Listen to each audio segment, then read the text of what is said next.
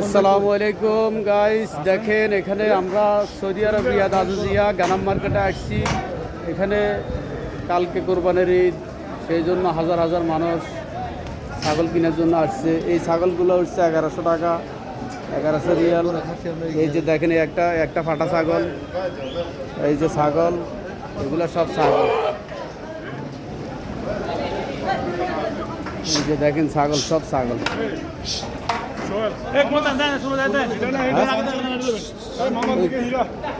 হ্যাঁ, কোনটা লবেন?